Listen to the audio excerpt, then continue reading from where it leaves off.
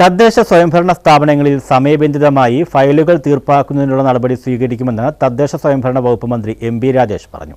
കൊല്ലം ജില്ലാ പഞ്ചായത്ത് ജയൻ സ്മാരക ഹാളിൽ നടന്ന ജില്ലാതല അദാലത്ത് ഉദ്ഘാടനം ചെയ്ത് സംസാരിക്കുകയായിരുന്നു അദ്ദേഹം.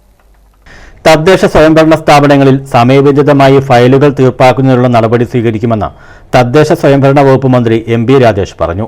തീർപ്പാക്കാതെ കിടക്കുന്നതും നിയമപരമായി തീർപ്പാക്കാൻ ആവുന്നതുമായ ഫയലുകളിൽ വേഗത്തിൽ തീർപ്പ് കൽപ്പിക്കുന്നതിനാണ് ജില്ലാതലത്തിൽ തദ്ദേശ അദാലത്തുകൾ നടത്തുന്നത്. ജില്ലാ പഞ്ചായത്ത് ജയൻ സ്മാരക ഹാളിൽ ജില്ലാതല അദാലത്ത് ഉദ്ഘാടനം ചെയ്ത് സംസാരിക്കുകയായിരുന്നു അദ്ദേഹം. ഇത് 6ാമത്തെ ദിവസമാണ് അദാലത്ത് നടക്കുന്നത്.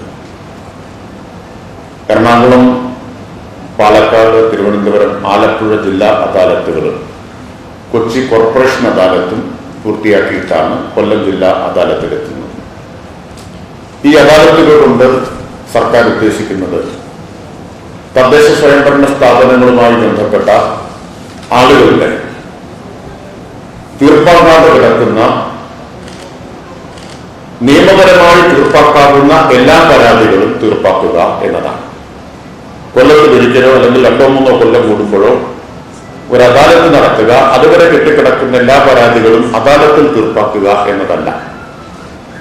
ഈ അദാലത്തോടുകൂടി ഇപ്പോൾ കുടിശ്ശികയായിട്ടുള്ള എല്ലാ പരാതികളും തീർപ്പാക്കുകയും അതിനുശേഷം ഇനി അദാലത്ത് നടത്തേണ്ടതില്ലാത്ത വിധം നമ്മുടെ സംവിധാനത്തെ കൂടുതൽ കാര്യക്ഷമമാക്കുകയും ചെയ്യുക എന്നതാണ് ഉദ്ദേശം.